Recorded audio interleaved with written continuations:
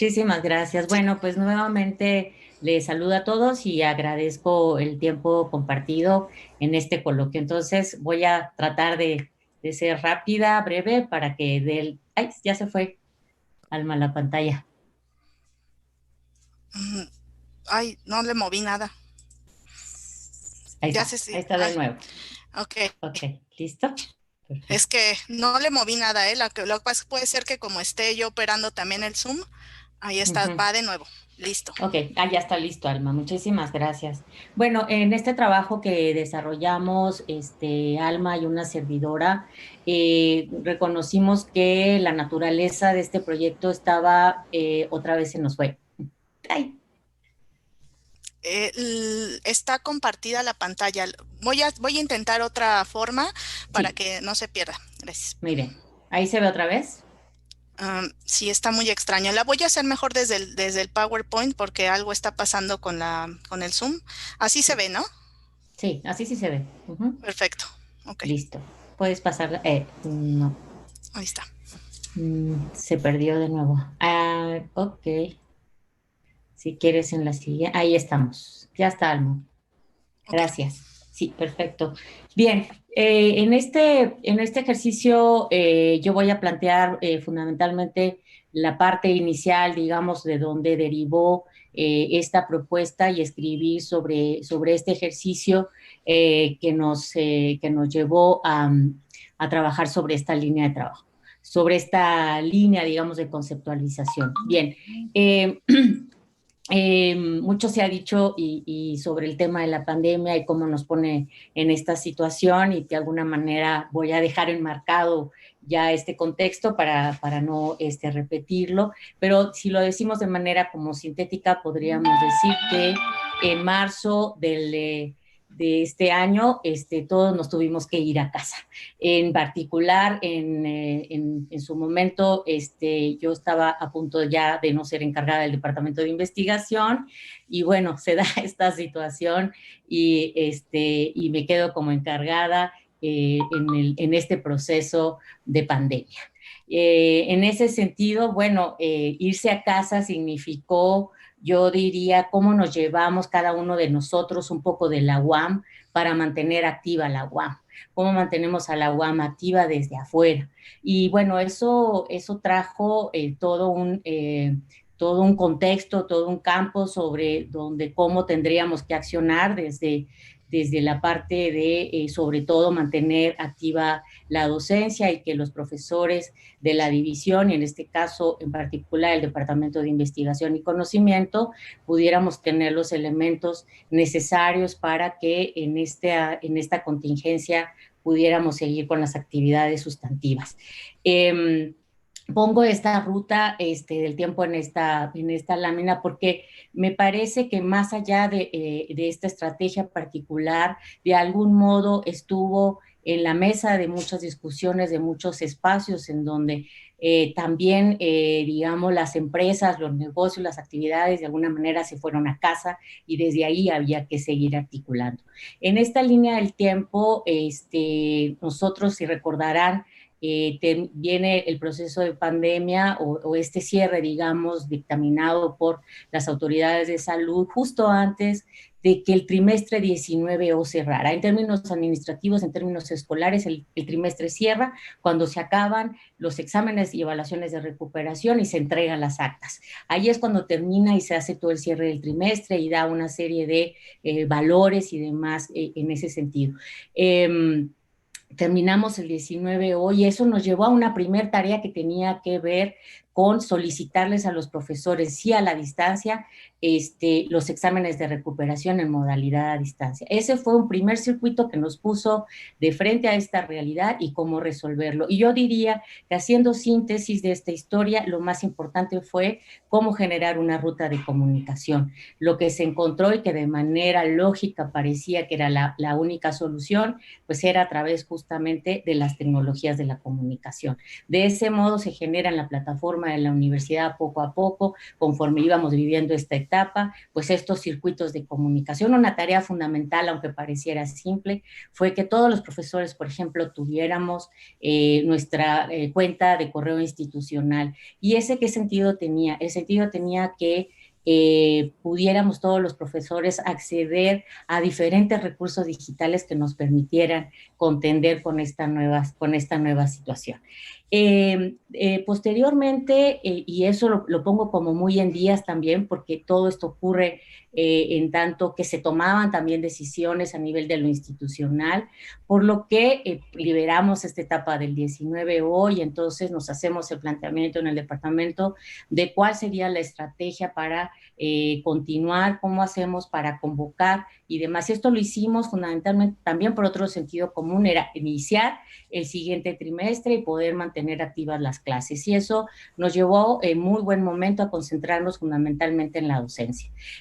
Con eso lo que hicimos fue reuniones en colectivo, dar a conocer la estrategia, comunicar lo que se iba definiendo también a nivel más de las autoridades y de las propuestas desde la institución respecto de cómo atender. Y bueno, como ustedes saben, se genera todo este proyecto de atención remota, que es el PER, el Proyecto Emergente de Enseñanza remota, en donde nuevamente se hace patente la necesidad de establecer circuitos de comunicación masiva. Esto evidentemente pues, no tenía ningún precedente y fue un aprendizaje y una propuesta para todos. Posteriormente, nosotros le llamamos a esta etapa de intervención porque lo que tuvimos que identificar y también de manera intuitiva, o sea, ni siquiera podíamos hacerlo de otro modo, no había tiempo para eso, fue plantearnos cómo íbamos avanzando respecto de generar o avanzar sobre la alfabetización digital de los profesores. Entonces ahí tuvimos un primer enfoque. Yo voy a enunciar 2 o 3 elementos que fueron muy importantes para ese momento y que seguramente fueron líneas de trabajo que tuvieron ustedes incluso en los espacios de aula. Entonces, uno de los temas era cómo reconocíamos, por ejemplo, los correos institucionales, tanto de los profesores como los alumnos. Ese fue todo un tema y un circuito importante, un problema sobre el cual nos enfrentamos, cómo podíamos acceder a las diferentes herramientas y cómo encontrábamos plataformas adecuadas para que las clases, tanto las proyectuales, las procesales, las teóricas, las metodológicas, pudieran tener elementos y construir estos espacios. Cómo podíamos seguir funcionando e incluso los profesores de algún modo también nos convertimos en una especie de tutores y acompañantes a los alumnos, porque también el proceso de mantener activos los trámites administrativos se convirtió en todo un asunto por resolver.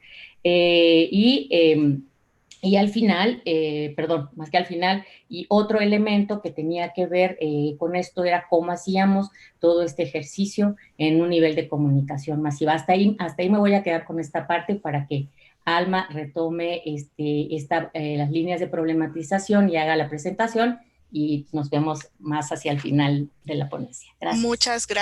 Muchas gracias. Pues derivado de toda esta situación contextual que ya se han marcado, es que nosotros titulamos esta ponencia como una intervención estratégica, porque en efecto, como señala la profesora Juana Cecilia, el 17 de abril, y de hecho está enmarcado el 17 de abril, fue el día en que los consejos académicos de la universidad nace el PER oficialmente, pero hay un lapso entre el 20 de marzo al 17 de abril, que es cuando se consolida y se difunde oficialmente el PER, en el que se tenía que actuar y en el que se estaba trabajando.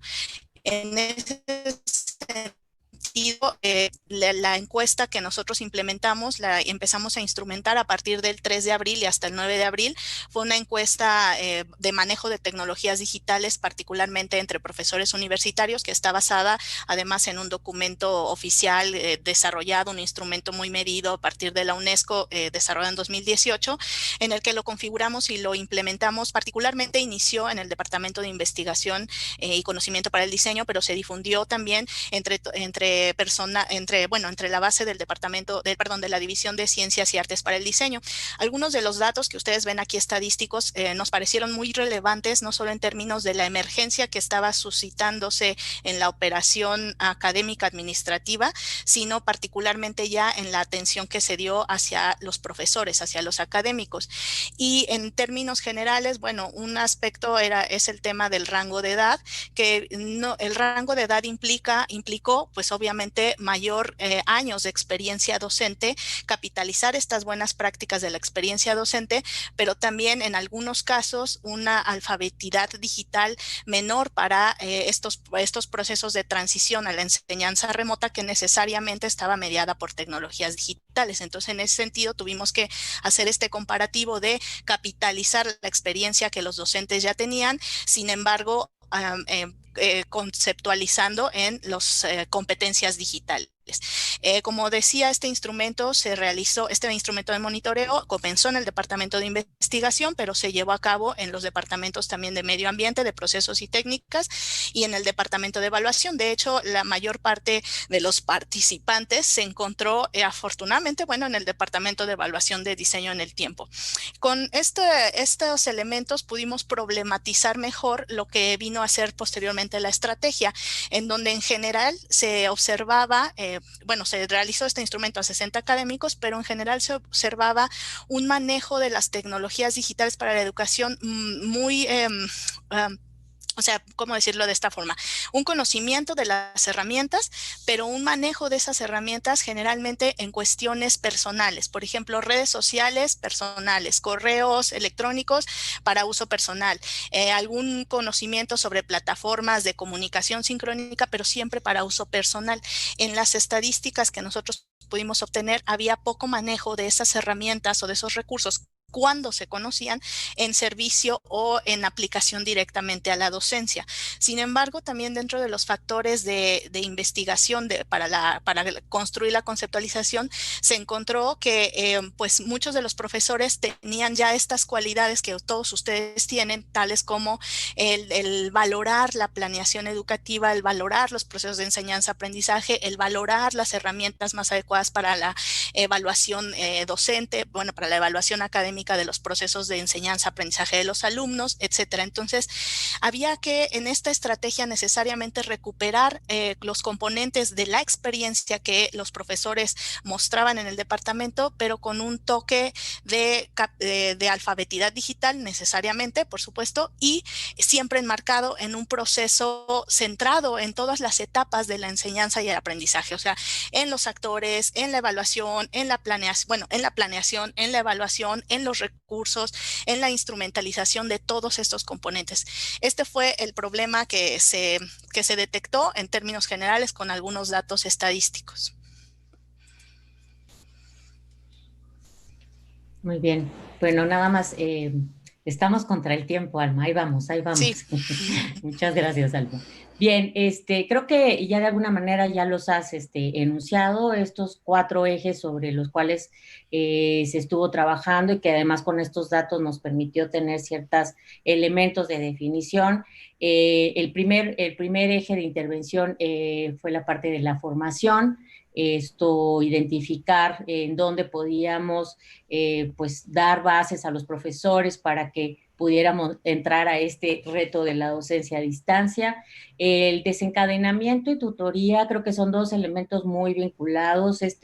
Tuvo básicamente que trabajar con 2 conceptos como era la empatía, yo diría, y el compartir. Digamos que estos 2 sentidos que de alguna manera fueron elementos muy importantes, cómo hacíamos para que con estos saberes que los profesores tenían, con los materiales y recursos que varios ya habían avanzado en algún otro momento y que eran afines a esta problemática, pudieran ser profesores que estuvieran también en este acompañamiento desde esta postura de compartir. Entonces, incluso uno de los cursos se llamaba facilitadores, ¿no? Que tenía que ver justamente con comunicar a los profesores de que había otros que ya habían estado trabajando sobre estos circuitos de manejo de las tecnologías y que poníamos a a disposición y para compartir. De modo que estos dos elementos fuera que tuviera un efecto más a nivel de comunidades, digamos, del aprendizaje.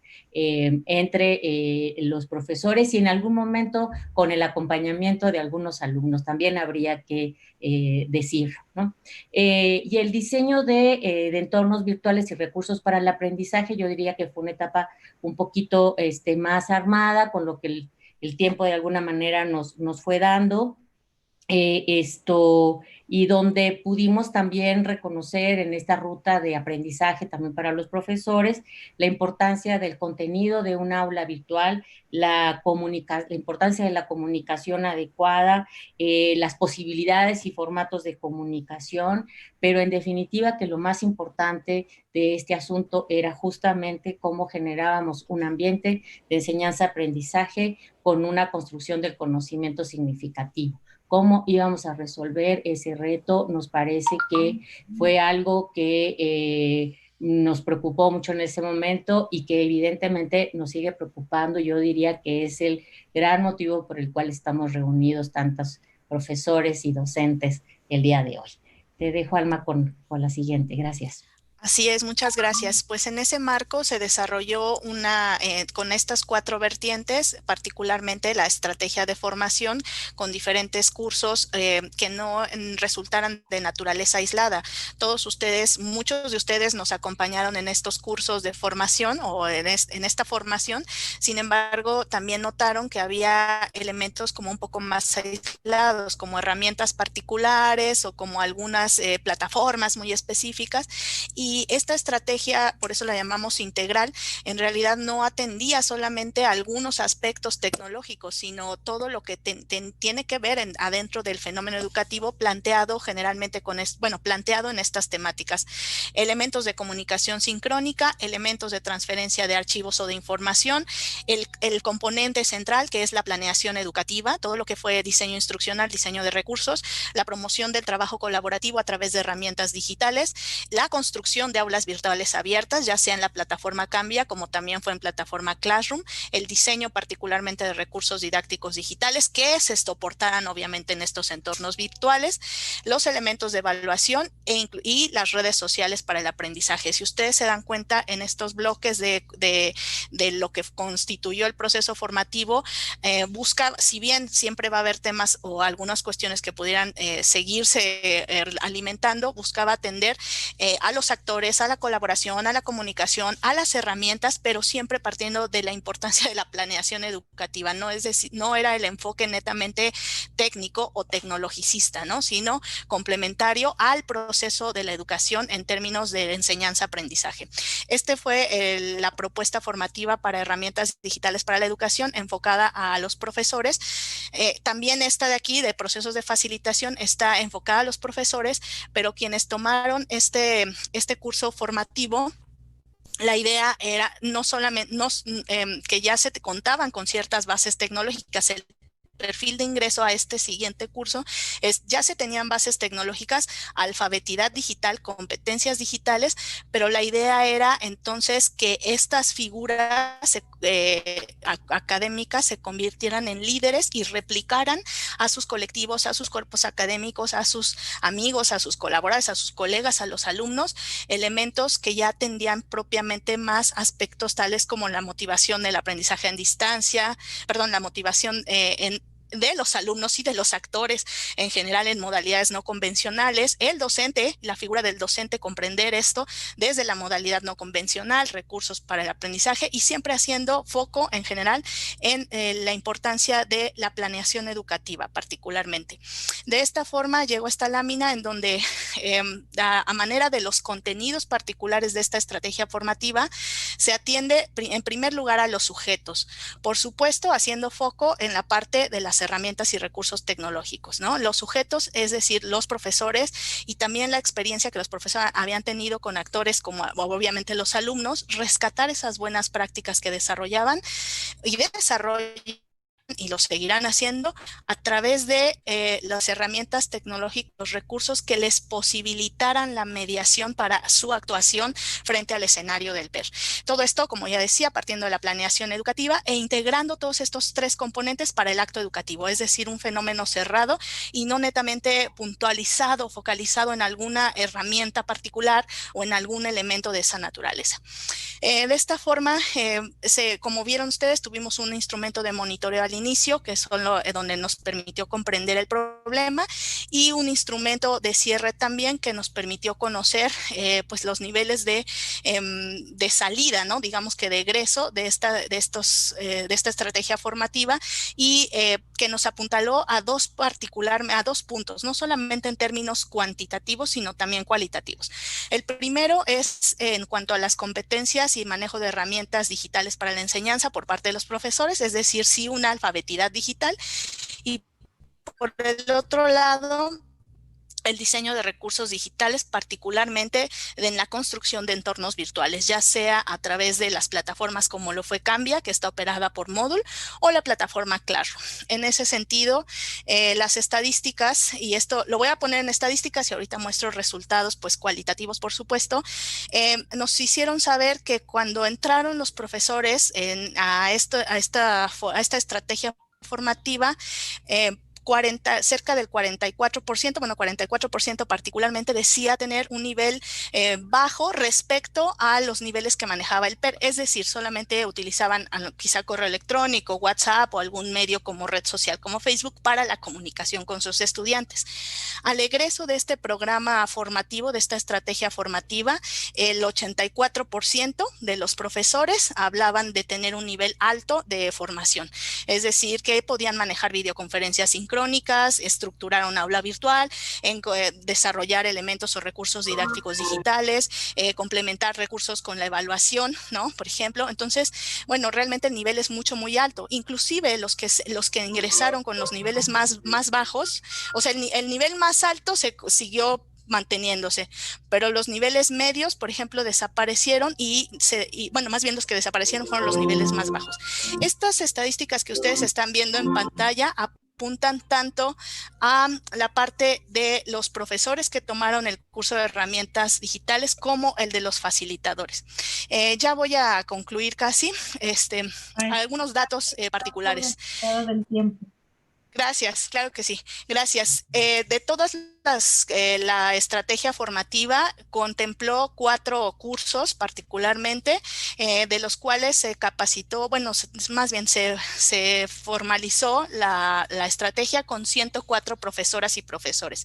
De los 104 profesoras y profesores, 43 trabajaron con la creación de aulas virtuales en Cambia, y perdón, aquí hay un error en la diapositiva, pero el 13 profesores trabajaron con aulas virtuales en Classroom.